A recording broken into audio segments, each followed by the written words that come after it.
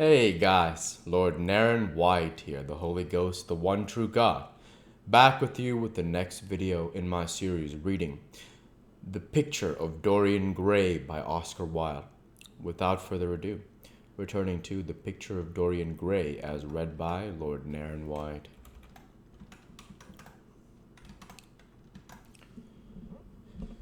There's no good telling me you are going to be good. Chapter 13. There's no good telling me you are going to be good, Dorian, cried Lord Henry, dipping his white fingers into a red copper bowl filled with rose water. You are quite perfect. Pray don't change. Dorian shook his head. No, Harry. I have done too many dreadful things in my life. I am not going to do any more. I began my good actions yesterday. Where were you yesterday? In the country, Harry. I was staying at a little inn by myself. My dear boy, said Lord Henry, smiling. Anybody can be good in the country. There are no temptations there. That is the reason why people who live out of town are so uncivilized. There are only two ways, as you know, of becoming civilized.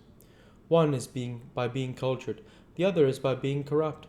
Country people have no opportunity of being either, so they stagnate. Culture and corruption, murmured Dorian. I have known something of both. It seems to me curious now that they should ever be found together, for I have a new ideal, Harry. I am going to alter. I think I have altered. You have told me yet what your good action was, or did you say you had done more than one?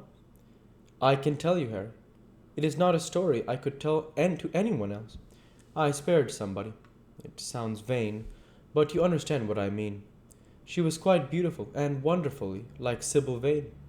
I think it was that which first attracted me to her. You remember Sybil, don't you? How long ago that seems? Well, Hetty was not one of our own class, of course. She was simply a girl in a village. But I really loved her. I'm quite sure that I loved her. All during this wonderful May that we have been having, I used to run down and see her 2 or 3 times a week. Yesterday, she met me in a little orchard. The apple blossoms kept tumbling down her hair, and she was laughing. We were to have gone away together this morning at dawn. Suddenly, I determined to leave her as a flower as I had found her. I should think the novelty of emotion might have given you a thrill of real pleasure, Dorian, interrupted Lord Henry. But I can finish your idyll for you. You gave her good advice and broke her heart. That was the beginning of your reformation. Harry, you are horrible. You mustn't say these dreadful things. Hetty's heart is not broken. Of course, she cried, and all that, but there's no disgrace upon her. She can live like Perdita in her garden. And weep over a faithless Florizel, said Lord Henry, laughing. My dear Dorian, you have the most curious boyish moods. Do you think this girl will ever be really contented now with any one of her own rank? I suppose she will be married some day to a rough carter or a grinning ploughman. Well, having met you, and loved you, will teach her to despise her husband, and she will be wretched. From a moral point of view, I really don't think much of your great renunciation. Even as a beginning, it is poor. Besides, how do you know that Hetty isn't floating at the present moment in some mill pond with water lilies round her like Ophelia? I can't bear this, Harry. You mock at everything, and then suggest the most serious tragedies. I am sorry that I told you now. I don't care what you say to me. I know I was right in acting as I did. Poor Hetty. As I rode past the farm this morning, I saw her white face at the window, like a spray of jasmine. Don't let me talk about it any more. And don't try to persuade me that the first good action I have done for years, the first little bit of self-sacrifice I've ever known, is really a sort of sin. I want to be better. I'm going to be better. Tell me something about yourself. What is going on in town? I have not been to the club for days. The people are still discussing poor Basil's disappearance. I should have thought they had got tired of that by this time, said Dorian, pouring himself out some wine and frowning slightly. My dear boy, they've only been talking about it for 6 weeks, and the public are really not equal to the mental strain of having more than one topic every 3 months.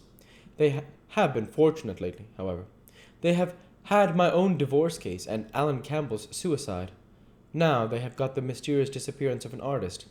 Scotland Yard still insists that the man in the grey ulster who left Victoria by the midnight train on the 7th of November was poor Basil, and the French police declare that Basil never arrived in Paris at all.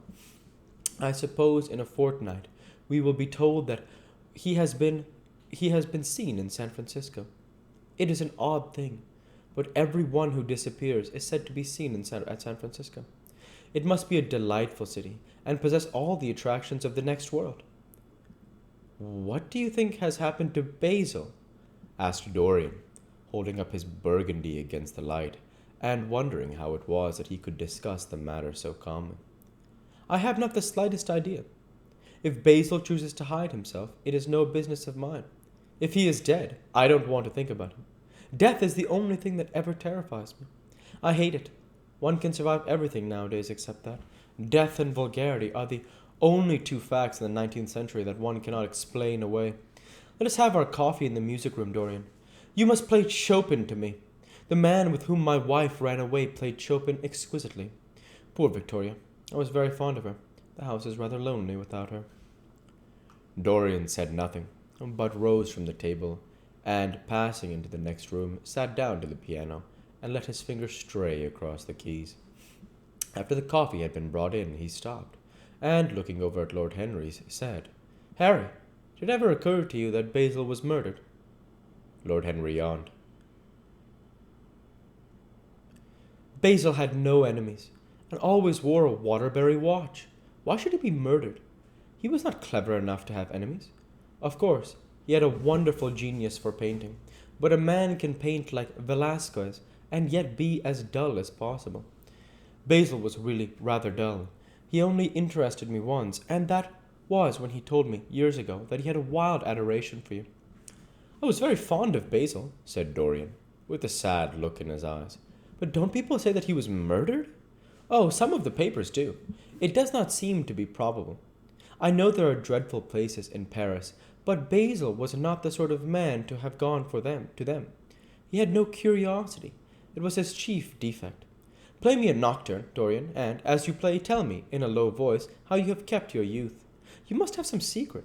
I'm only 10 years older than you are, and I am wrinkled and bald and yellow. You are really wonderful, Dorian. You have never looked more charming than you do tonight.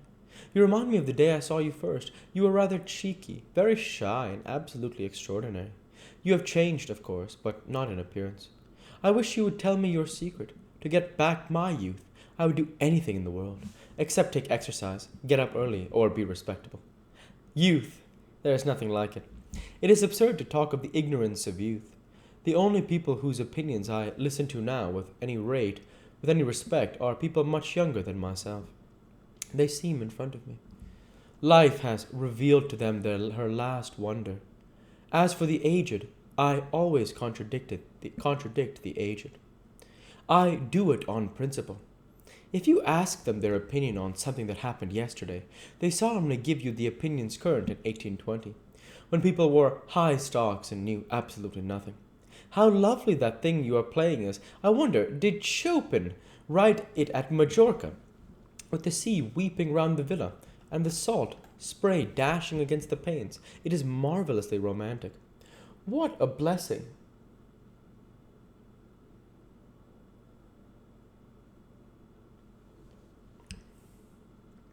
What a blessing it is that there is one art left to us that is not imitative. Don't stop. I want music tonight. It seems to me that you are the young Apollo, and that I am the Marsyas listening to you. I have sorrows, Dorian, of my own, that even you know nothing of. The tragedy of old age is not that one that is old, but that one is young. I am amazed sometimes at my own sincerity. Ah, Dorian, how happy you are.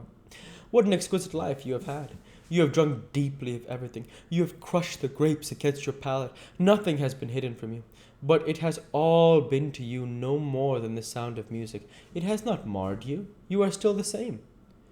I wonder what the rest of your life will be. Don't spoil it by renunciations. At present you are a perfect type. Don't make yourself incomplete. You are quite flawless now. You need not shake your head. You know you are. Besides, Dorian, don't deceive yourself. Life is not governed by will or intention. Life is a question of nerves and fibers and slowly built up cells in which thought hides itself and passion has its dreams. You may fancy yourself safe and think yourself strong, but a chance tone of color in a room or a morning sky, a particular perfume that you had once loved and that brings strange memories with it, a line from a forgotten poem that you had come across again, a cadence from a piece of music that you had ceased to play. I tell you that it is on things like these that our lives depend. Browning writes about that somewhere, but our own senses will imagine them for us. There are moments when the odor of heliotrope passes suddenly across me, and I have to live this strangest year of my life over again. We'll go ahead and stop there for this week. As usual, I want to say thank you for watching, and I hope you enjoyed. Please like, comment, and subscribe, as it greatly helps the channel. Light be with you all. Take care, and thanks again.